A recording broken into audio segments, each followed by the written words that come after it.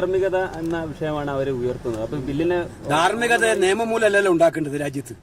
ധാർമ്മികതയൊക്കെ ഓരോ മനുഷ്യന്റെ മനസാക്ഷിയിൽ. അങ്ങനെയാണെങ്കിൽ ആഭ്യന്തരമന്ത്രിയായിരിക്കാൻ അമിത്ഷായ്ക്ക് എന്ത് ധാർമ്മികതയാണുള്ളത്? അദ്ദേഹമായിരുന്നില്ലേ ഗുജറാത്തിലെ ഏറ്റവും വലിയ ക്രിമിനൽ കേസ് പ്രതി? ആ ആഭ്യന്തര വകുപ്പ് കൈകാര്യം ചെയ്ത മന്ത്രിമാർക്കെതിരെ എടുത്തു നോക്ക്.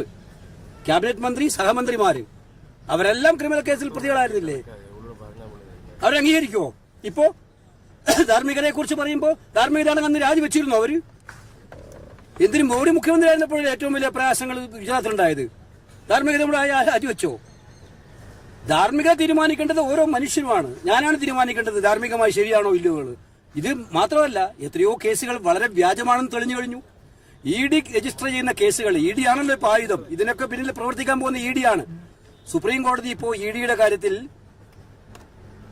ചില ശക്തമായിട്ടുള്ള നിഗമനങ്ങൾ നടത്തിയിരിക്കുകയാണ്. സുപ്രീം കോടതി അവരെടുത്ത 100 കേസുകൾ എടുത്താൽ ഒരു കേസാൽ ശിക്ഷിച്ചിട്ടിരിക്കുന്നത്. 1% ആണ് അവരുടെ കൺവിക്ഷൻ റേറ്റ്. ആ സാഹചര്യത്തിൽ 99% നിരപരാധികളാണെന്ന് വിട്ടയക്കപ്പെടുന്ന സാഹചര്യം ഉണ്ടാകുമ്പോൾ ഇവരെ എല്ലാം ജയിലിൽ അടച്ചിട്ട് അവരുടെ സ്ഥാനങ്ങൾ എടുത്ത് കളയാന്ന് പറഞ്ഞാൽ ഇത് പ്രതിപക്ഷ സംസ്ഥാനങ്ങളെ ടാർഗറ്റ് ചെയ്തുകൊണ്ടുള്ള ബില്ലാണ്.